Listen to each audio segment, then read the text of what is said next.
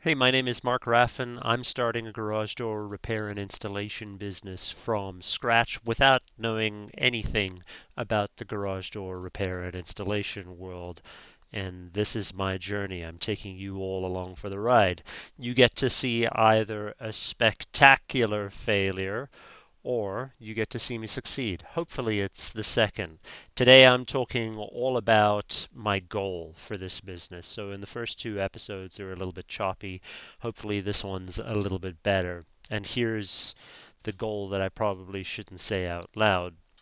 I'm trying to build this garage door business into a $1 million company in 6 months, starting from January 2026.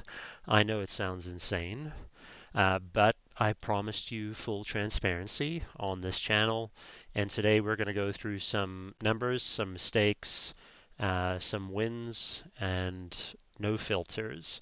And I'm going to break down exactly what I think it's going to take to hit that $1 million mark in 6 months.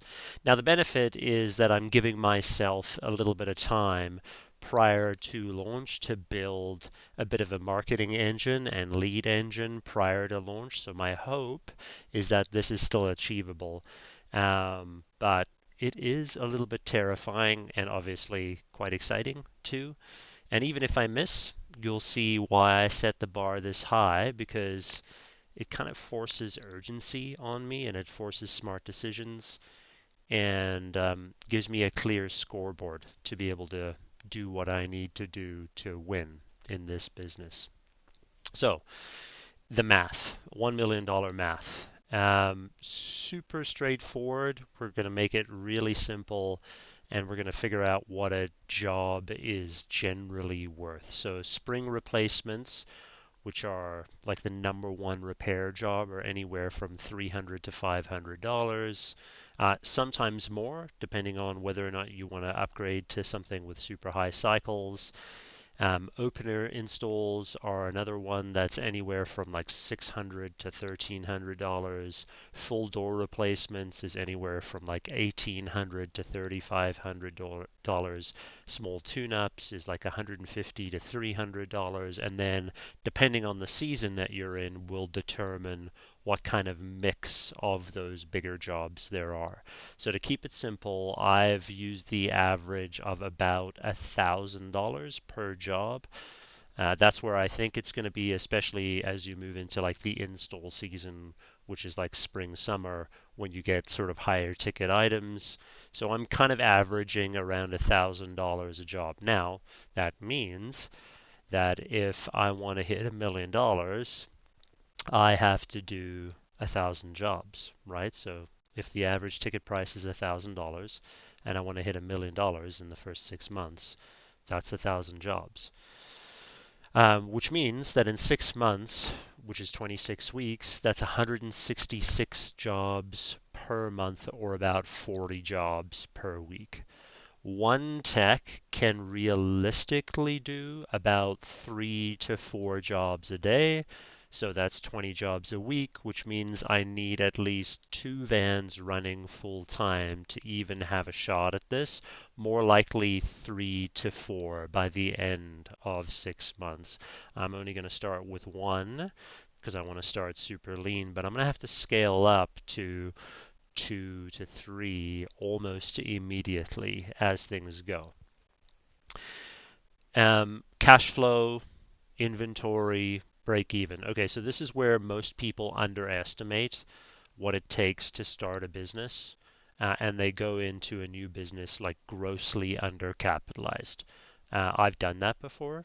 It's not a smart idea. You want to make sure that you have a decent runway so you can cover your startup costs, your monthly burn, and like a treadmill of expenses. Startup, one van startup, one time startup fee before we even do job one. So if we buy a van, especially in Calgary, like a used reliable van, you're looking at about 15K. If you wrap that van for advertising, which you should, you're looking at $2,500 to $3,000. For tools and gear, you're looking at about $1,000. Software setup, maybe $1,000. Insurance, licensing, legal, anywhere from 1,500 to 2 grand. And then inventory, which is like springs, cables, rollers, drums, openers, remotes, etc. You're looking at about 15K for like a lean inventory start. So before we've even looked at a customer, I've spent 38, 39K. Um, the inventory is frozen cash, right? Like it's sitting in parts. It's the steel, it's the cardboard in the van until I sell it one job at a time. So that's a bit scary, right? When you think you're like close to 40K in the hole before we've even booked a customer. But then you have to think of the fixed burn, right? So what's your monthly fixed burn? So payroll, overhead, all the stuff that comes every single month, no matter what. So a tech is $30 an hour times 40 hours a week, times 4.3 weeks in a month. So you're looking at $5,200 a month per tech, and I'm going to start with one. But then also you have to consider like 18 to 20% additional labor burden costs on top of that. So like CPP, EI, taxes, vacation, payroll fees, etc. So we're looking at about, if you take the 5,200 plus the 18%, you're looking at about $6,100 ish for that tech. And then I'm going to need a customer service person, someone to pick up the phone all the time so that we can get to the jobs. That's like a key role. Part-time, you're looking at about 3,300. Full-time, you're looking at about 4,500, all in. And then you've got overhead, which is insurance, which is like $500 a month. Software, which is 300 to 500. I'm going to estimate 300. Fuel and van, you're looking at about 1,000, like maintenance and stuff. Marketing, minimum 2,500 a month, and that's lean. That's super lean. Uh, Phone and sort of like miscellaneous office items, you're looking at like $700 a month. So with a tech and a part-time CSR, my monthly burn is about 14 and a half to 15 and a half K, depending on which way you want to cut it. Either way, that's the treadmill. That's the nut I've basically got to crack every single month just to stay alive, just to break even every single month. So the break even math is basically this. The average ticket price is $1,000. The costs are the variable costs like parts and fees, 300-ish. Contribution per job is about 670, right? Contribution margin per job is 670. So break-even jobs is fixed costs divided by contribution margin. And at a lean startup, that's 14.5K divided by your 670, which is 22 jobs a month. And a standard setup, which is still pretty lean, is 15.5K divided by 670, which is about 24 jobs a month. So the first 22 to 24 jobs of every single month just cover that. They just cover the fixed costs. So the first 22 to 24 jobs every single month don't make me rich. They just keep the lights on. Job 25 onward is the first dollar of profit.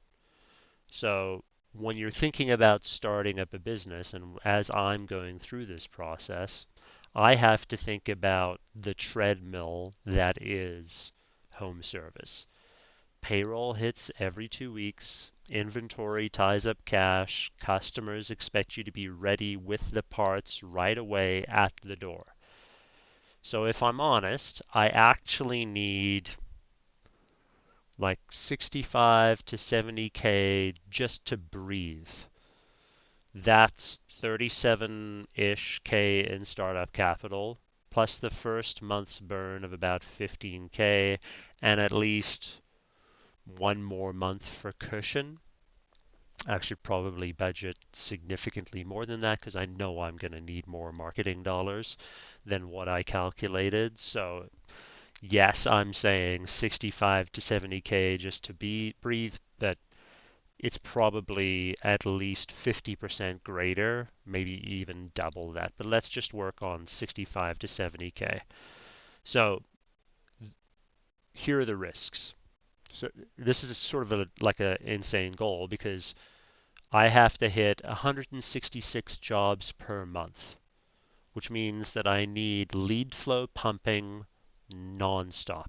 Like out of the gates, we need leads coming in right away, which is why I'm giving myself time to be able to generate that further dollar. So I'm building the marketing engine now before we launch officially in January. We'll have a couple of jobs here and there before we launch officially in January, but the official launch is going to be in January, which means I need time to build up the marketing engine before that launch. It also means I need a trained tech fast, and I need cash flowing fast enough to cover payroll and restock inventory. And the risks are real, right? Like if I hire too slow, I can't service jobs.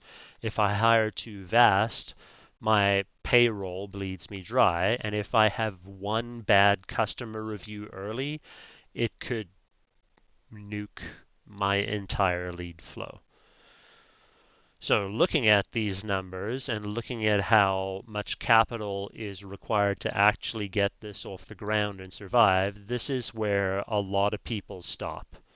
And it certainly makes sense because I'm a fairly experienced entrepreneur, right? I've started a couple of businesses, and even I, looking at this, would go, "Ooh, rough," right? Like we're going to need to make a real go of this right at the beginning. And so, like, it's a serious issue.